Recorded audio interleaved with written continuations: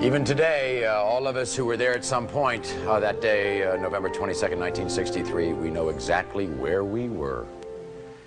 All of us who were living then. I want to finish up your story, Gene, before we introduce our next guest. So you're in this room, right, in a building, overlooking the entire scene. Right. How do you finally leave? What did they finally say to you? They kept talking to me and telling me, I told them what I had seen and what I'd heard, and they said, no, you didn't. You only heard 3 shots, and I kept saying differently, and they said, no, you didn't, and you would be very wise to not leave this room and say that ever again. Did you feel... Do not repeat it. So did you feel that you were in fear if you... I definitely was in fear. Did you feel intimidated? I felt intimidated and completely traumatized. Did you go to the Warren Commission when they were investigating months later? Yes, I did, and I told them, but they didn't accept my story then. What do you mean they didn't accept it? Who did you tell? I told the same story. That you just told us? Yes, but they told me... Did you tell it to Arlen Specter, who's now the senator from Pennsylvania? Yes, I did. But they told me I did not hear this, I did not see this. And what appeared in the Warren Commission report about your story? Right.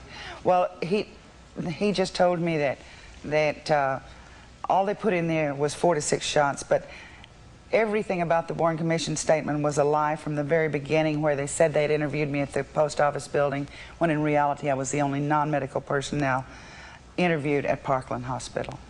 And have you ever felt that because for mysterious reasons, one witness after another died through coincidence or anything else, did you ever live in fear of your life? Oh, I'd read these accounts in the paper, and then when Jim Garrison's men came to subpoena me to go to New Orleans, they told me, when I finally said, I just can't go, I have 2 children to raise, they said, well, did you know you're one of 3 witnesses left alive?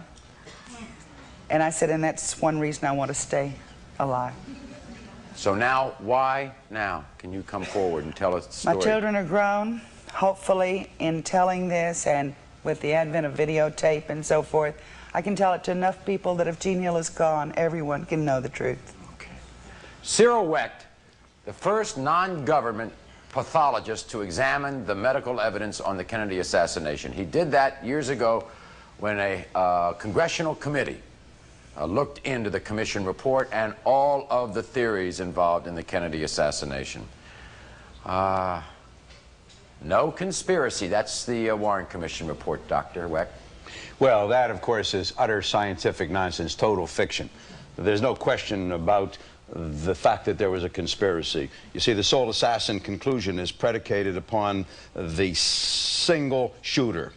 And if you don't have a single shooter with a single bullet theory, then you've got to have 2 people at least or more shooting. The single bullet theory, which has that same bullet going through Kennedy and then through Conley's chest and through Conley's wrist and into Conley's thigh and then falling out onto the stretcher, being pristine, undamaged, no deformity, only 1% of the total weight lost after having traversed these 4 anatomical locations in 2 human beings. That is absolutely impossible. There's never been a bullet like that. I've challenged my colleagues repeatedly to come up with one bullet like that from one other case in their files, and nobody has ever come up with it. The Warren Commission had an experiment done at the Edgewood Army Arsenal in Maryland to show this. They shot through goat carcasses to simulate Governor Conley's rib fracture. They shot through human cadavers to simulate the wrist fracture in Governor Conley. All those bullets, Marty, show significant deformity. They won't repeat that experiment. I've challenged them, dared them, begged them, pleaded with them, told them I'd pay for it. They will not repeat that experiment. You have examined something that I think no one else has.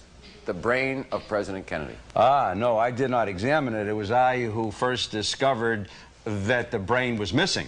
It was I who told Fred Graham of the New York Times, which was the big story on August 26, 1972, that the president's brain, microscopic tissue slides, and Kodachromes of the internal chest wounds, which had been logged in April of '65, and when they did an inventory at the end of October '66, were no longer there. But it took until '72, when I was there, to show that these things were missing.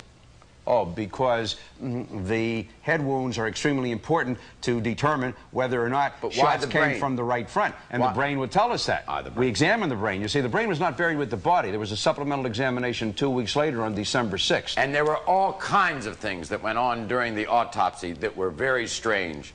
Well, yeah, what was strange to begin with was the fact that the autopsy on the President of the United States, dead as a result of gunshot fire, was being performed by people who had never done medical legal autopsies in their entire professional careers. That was just for openers. We'll be back in a moment after this. I do solemnly swear that I will faithfully execute